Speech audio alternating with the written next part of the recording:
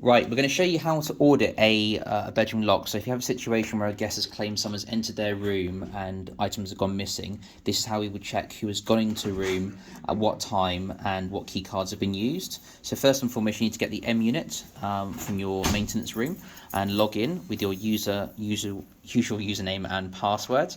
So we'll just log in here. So this will be different for every site, but for us it is 2356, as you can see here.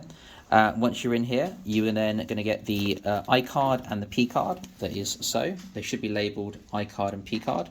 You're going to go up to your door that you want to audit. For us, it's going to be room 2. And the I card is going to flash up first of all, and then the P card, and you should get a full green light that appears on the door lock. Then you're going to use the claw that you have here, pop it over the door lock, and on the M unit itself, you're going to go to door and audit. You're going to find the room number you want to audit. So you're going to scroll down to room 2. You have all room numbers on here that if you need to audit, including office doors. Click on enter for 2, and it's going to communication in progress. This will take about 10 to 15 seconds in total. It's going to read everything on the door lock over the past number of weeks. Don't worry if it takes a little while. You'll see in a second that it will show hopefully audit success. We'll just give it a few more seconds.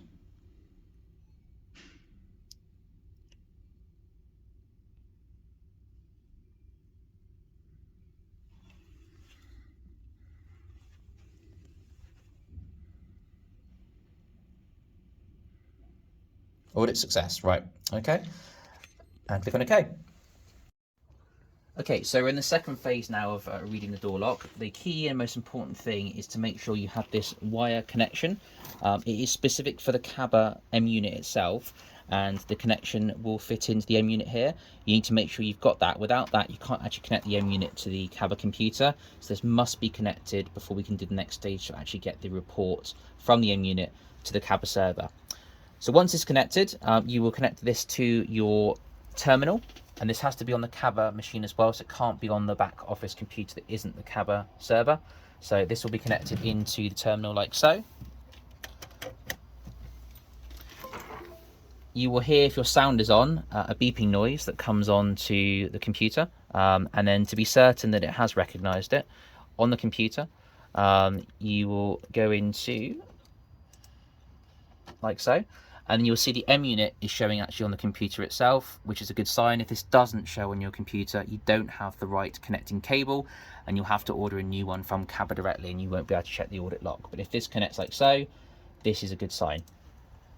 Okay. Next stage, we're going to log back into the M unit. So using your username and password like so, and enter. And you're going to go to reports and export like so. And it will say file transfer in progress. So any audit locks that you've done are now transferring to your Kaba server computer. Export success, which is great. And it's going to say disconnect USB, press OK, and then reconnect USB, like so. And it's back on the computer. You will now log into your Kaba web access, like so. And you'll use your login name and password, which is relevant for your site. Okay.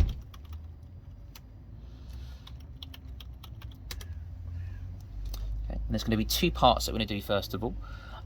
There's the admin transfer of files from your M unit to the PC. So if you go over admin, M unit to PC, click on like so.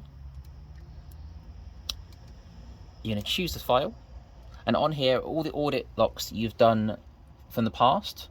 The most recent ones will be on the right hand side here. So this is one we've just done now for room 2. Click on that document there, click on open, and then load audit file. Operation audit completed, which is good, which has been successful. So now we're going to actually generate the report itself. So we're going to go on to reports, and then from this drop down menu here, you're going to do lock audits.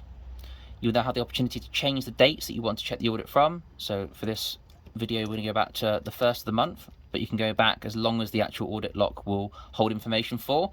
That could be a number of weeks. It depends how often people are going in the rooms. Once you've done the dates, you're going to click on this button here. You have to select the right door that you're checking. So for us, it's room 2, but so you can check staff areas as well. So things like the back office, archive room, cellar, etc. can also be audited as well. You just need to make sure you select the correct room that you've actually audited. Once the room number is selected like so, you're going to click on preview, and then if the system works correctly, you will have your audit log that's come up, and on here it will be in chronological order. So the most recent person that's gone into the room is here. This is us today, so we've checked the room, and this is us putting the program key on the actual lock itself, where we check the audit, and the most recent people that have gone in there are the ones that are listed here. The emergency and group keys are going to be staff members that have gone into the room, and it will also then list the most recent guest that has been into the room. In this case, we've not had a guest, unfortunately. It's been in the room for a long period of time, but it would list the guest that's been in here as well. It gives exactly the time and date at all times as to who's been in there. It will also probably include your nights team that are doing flashing logs as well, and housekeepers that have been into the room and what time. When a guest is going in there, it would show on here as well if there was a guest going in the room, but no one has been in there for the last period of time. But a guest name will be on there as well. It also show the times the guest has been in there.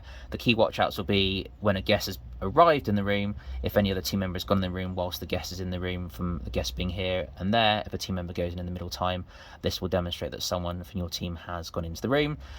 It will not obviously demonstrate if another key card has been cut from reception, as that will then show the guest name at all times on there. But this will give you the report where you can check to see who has been in the room and at what time.